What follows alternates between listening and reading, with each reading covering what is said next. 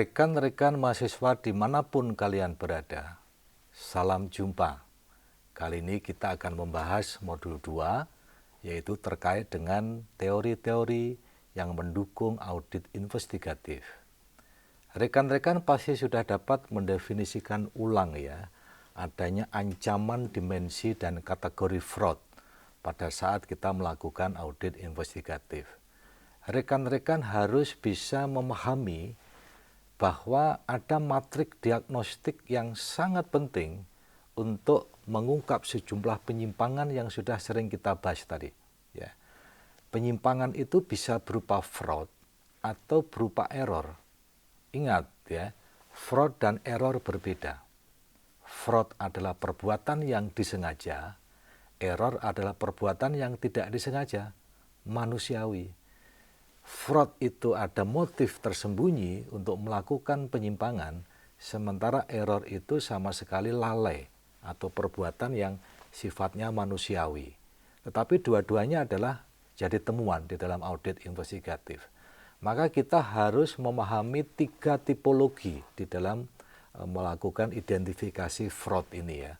3 tipologi utama fraud itu yang pertama adalah rekayasa laporan keuangan. Kemungkinan fraud itu dilakukan dengan merekayasa laporan keuangan.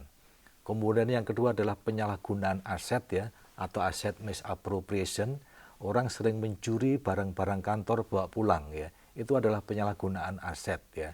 Kemudian yang ketiga adalah korupsi. Bagaimana korupsi itu dilakukan oleh pelaku dengan suap gratifikasi. Ini adalah tipologi yang nanti akan diungkap di dalam melakukan audit investigatif.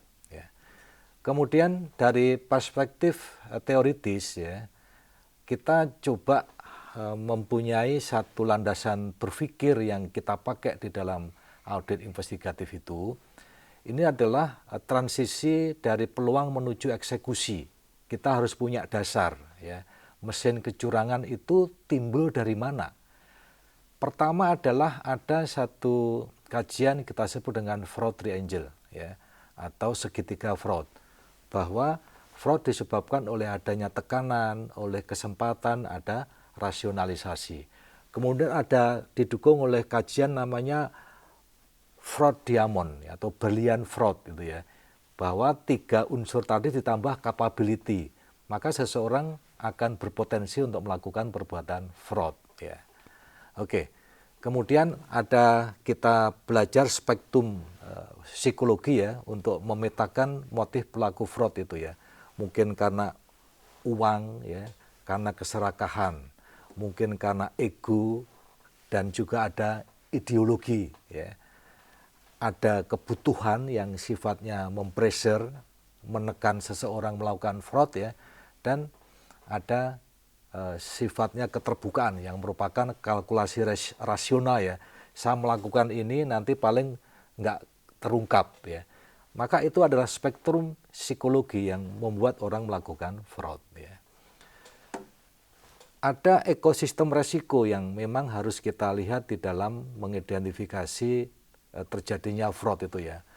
Pelaku dengan niat ya, dia punya niat tertentu, motif tertentu, kemudian dia punya target yang rentan ya, misalnya lingkungan pengendaliannya lemah ya, dan pengawasan yang tidak ada. Maka sebetulnya titik fraud itu bukanlah insiden acak ya, dia punya pola yang bisa kita identifikasi melalui audit investigatif. Maka senjata auditor adalah mengubah teori menjadi tindakan forensik. Ada 4 senjata yang bisa kita lakukan ya. Yang pertama adalah deteksi dini atas kemungkinan fraud ya.